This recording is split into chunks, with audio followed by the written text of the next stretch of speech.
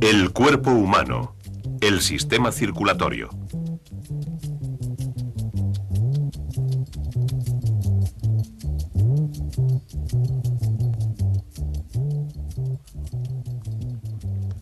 Un corazón, 5 litros de sangre y unos 90.000 kilómetros de vasos sanguíneos constituyen el sistema circulatorio.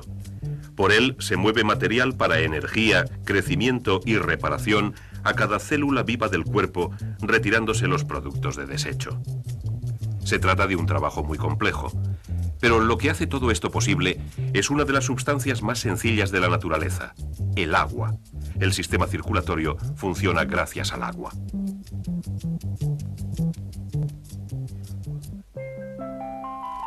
El agua ayuda a que las cosas se muevan en el medio interno y en el externo, en el mundo de fuera.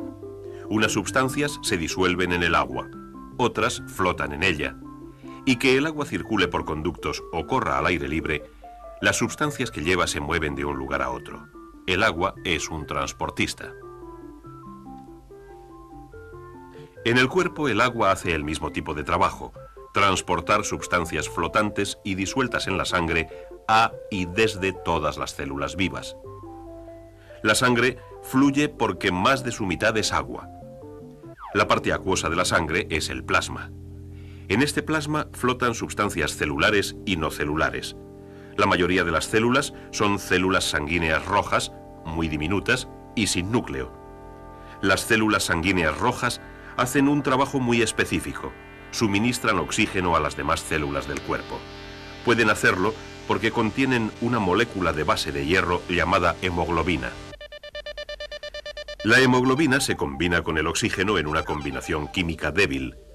Cuando la hemoglobina lo hace, adquiere un color rojo brillante, y esto es lo que les presta el color rojo a las células. Así que la sangre es roja por estas células sanguíneas. En una sola gota de sangre hay unos 250 millones de ellas.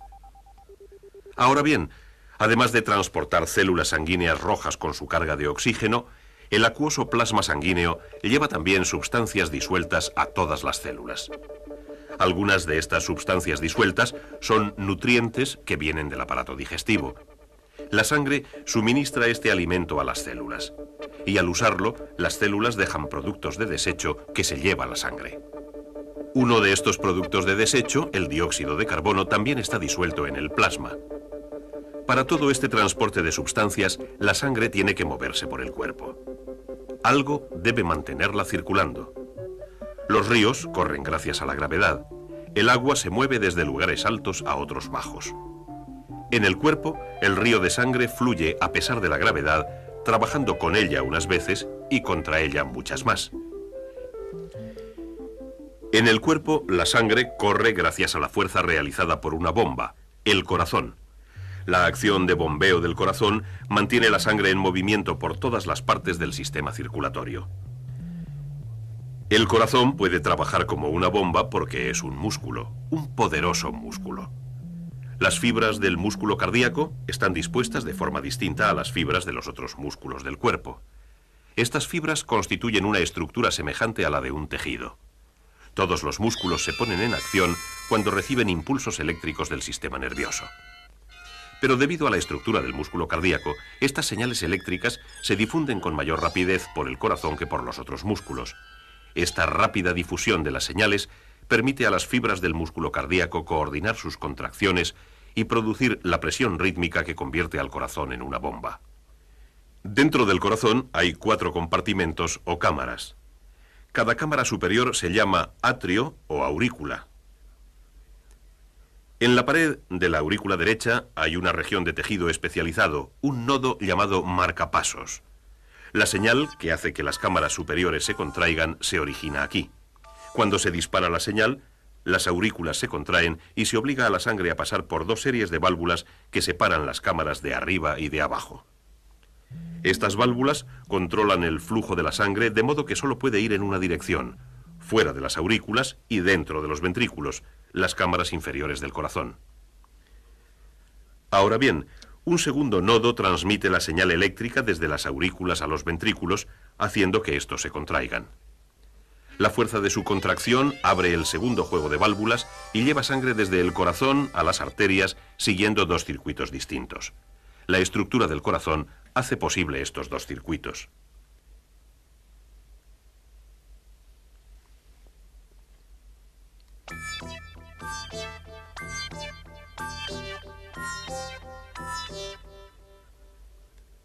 En un circuito, la sangre que sale del ventrículo derecho va a una arteria que lleva directamente a los pulmones. Luego, la sangre vuelve al corazón y a la aurícula izquierda. En el otro circuito, la sangre que sale del ventrículo izquierdo recorre un circuito mucho más largo a través del cuerpo, estableciendo contacto con todos los miles de millones de células del cuerpo antes de volver a la aurícula derecha. La sangre que circula por las cámaras derechas del corazón lleva grandes cantidades de dióxido de carbono disuelto en el plasma y sus células rojas han liberado parte de su oxígeno. Pero cuando hace el circuito de los pulmones, esta sangre libera dióxido de carbono y recoge oxígeno. Así que la sangre que vuelve de los pulmones a las cámaras izquierdas del corazón es rica en oxígeno. Es esta sangre rica en oxígeno, bombeada desde el ventrículo izquierdo y enviada por su circuito a todo el cuerpo, la que alimenta las células. El bombeo del corazón mantiene a la sangre en movimiento por los dos circuitos a un tiempo. El movimiento es ayudado por la estructura de las arterias. Las paredes de las arterias tienen una serie de capas de tejido. Una sola capa suave de células forra el interior hueco.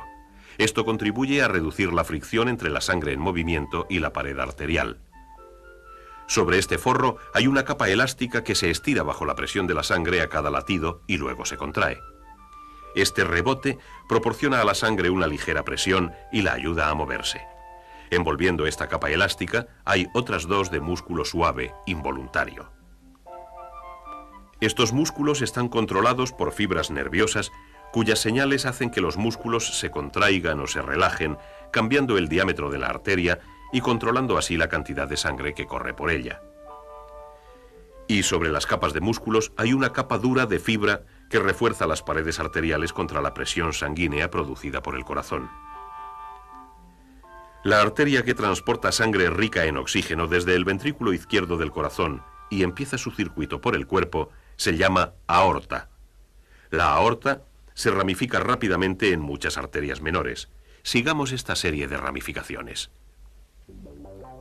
Una de las arterias que se bifurcan de la aorta lleva sangre a los músculos del corazón. El corazón no puede hacer uso del alimento y del oxígeno de la sangre que pasa por sus cámaras. Para alimentarse necesita sus propios vasos sanguíneos. Otras dos ramas de la aorta recorren los lados del cuello y llevan nutrientes y oxígeno al cerebro. Y otras dos ramas se mueven hacia los hombros y luego por los brazos. La parte principal de la aorta sigue por detrás del corazón, enviando ramas a todos los órganos abdominales. Luego la aorta vuelve a dividirse en dos grandes ramas, una que va a cada uno de los riñones, donde se retiran algunos desechos de la sangre. Y otra división más envía arterias a cada pierna. Normalmente las arterias están muy enterradas dentro del cuerpo. Ocasionalmente están cerca de la superficie de la piel, así que en lugares como el cuello y las muñecas se puede sentir una onda de presión creciente a medida que el corazón bombea la sangre. Esta onda de presión es lo que se llama pulso. Así que las arterias ramificadas dirigen la sangre rica en oxígeno y llena de nutrientes a las distintas partes del cuerpo. Las arterias se dividen una y otra vez, convirtiéndose en vasos sanguíneos cada vez más finos, a medida que enhebran sus caminos por el cuerpo, acercando cada vez más la sangre a las células individuales. Finalmente, los vasos arteriales se hacen tan delgados que su diámetro solo es ligeramente más grande que el de las células rojas de la sangre, y éstas solo pueden moverse por ellos una a una. Ahora los vasos se llaman capilares. El flujo de sangre se hace más lento, permitiendo los intercambios vitales entre la sangre y las células del cuerpo. Ahora se efectúa una tarea principal del sistema circulatorio, la nutrición del cuerpo. La débil combinación química entre el oxígeno y la hemoglobina se rompe en muchas de las células rojas. El oxígeno y los nutrientes atraviesan las paredes de los capilares y pasan de la sangre al fluido que rodea todas las células. Este fluido acuoso, llamado linfa, se parece mucho al plasma. Efectivamente, procede del plasma que pasa por las paredes capilares transportando oxígeno y nutrientes. Ahora se realiza el importante intercambio entre las células y la linfa. El oxígeno y los nutrientes pasan de la linfa a las células y el dióxido de carbono y otros productos de desecho pasan de las células a la linfa. Y luego estos desperdicios vuelven desde la linfa, a través de las paredes capilares y a la sangre, que ahora regresa al corazón. Pero solo vuelve a los capilares una parte de la linfa que salió de ellos. Parte de la linfa vuelve al corazón por los vasos de su propio sistema linfático, empujada por la presión de las arterias cercanas.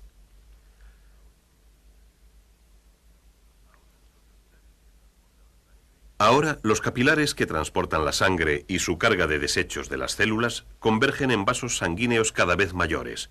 Se trata de las venas del cuerpo.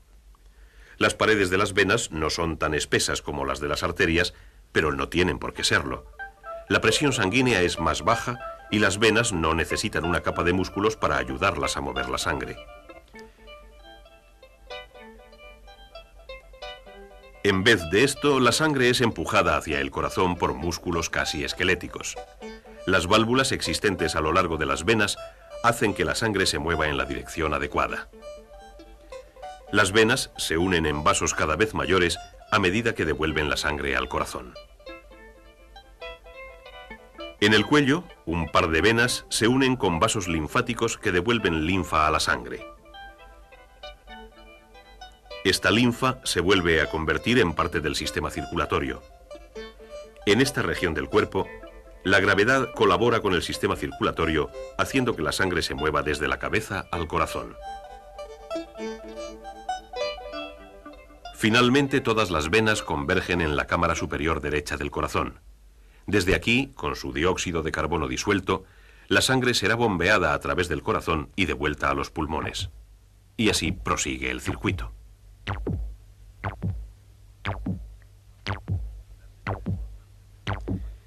Las señales constantes del marcapasos mantienen los latidos constantes del corazón. Pero no todos los controles vienen del interior del corazón. El corazón puede responder también a señales procedentes de otras partes del cuerpo. Las señales procedentes de los centros nerviosos próximos a la médula espinal pueden acelerar las del marcapasos y los latidos del corazón. Las señales del tallo del cerebro pueden ralentizarlos. Cuando se hace ejercicio, aumenta la cantidad de dióxido de carbono disuelto en la sangre. Este cambio indica a los centros nerviosos que aceleren los latidos.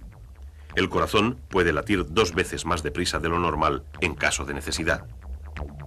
El cuerpo produce también un activador químico, la adrenalina, la hormona que afecta la proporción de señales eléctricas del corazón. La excitación o el miedo harán que la glándula adrenal segregue adrenalina en la sangre y esto acelerará el latido del corazón. La cantidad de sangre que afluye a las diferentes partes del cuerpo también puede regularse según sus necesidades especiales. Las arterias que alimentan los músculos envían más sangre a estos cuando se es activo y afluye más sangre al sistema digestivo después de comer. Cuando se tiene calor, el flujo sanguíneo se dirige hacia la superficie de la piel. Cuando se tiene frío, se retira. Todo este control de tráfico se realiza mediante cambios en el diámetro de las arterias. Los músculos que forman parte de las paredes de las arterias pueden contraerse en una zona y estrechar la arteria, reduciendo así el flujo de sangre a una parte del cuerpo. O bien, los músculos pueden relajarse y ensanchar la arteria, permitiendo que pase más sangre. Cuando se daña alguna parte del cuerpo, aumenta el flujo de sangre a esa parte. En el plasma sanguíneo, junto con las células rojas, flotan trocitos mucho más pequeños de protoplasma con forma de disco, llamados plaquetas, que ayudan a que la sangre se coagule. La coagulación sella las roturas del sistema circulatorio e inicia el proceso de reparación.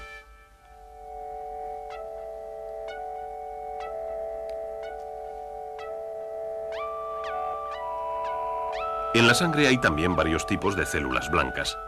Estas destruyen y eliminan sustancias vivas y no vivas que pueden ocasionar infecciones y enfermedades. Las células blancas se forman en los nodos linfáticos situados a lo largo de los vasos linfáticos. Y estos nodos actúan también de filtros para los microorganismos y partículas extrañas, alejándolos de la corriente sanguínea. La salud de todas las células del cuerpo depende del sistema circulatorio, y lo que lo mantiene en movimiento es el corazón, que late más despacio, más deprisa, constantemente, y que solo descansa brevemente entre latidos, al tiempo que envía la sangre por su doble circuito, llevando alimento y retirando los desechos de cada rincón del mundo interno. Durante toda la vida, el corazón, la sangre y los vasos por los que viaja alimentan, protegen y reparan los miles de millones de células diminutas que constituyen el ser humano.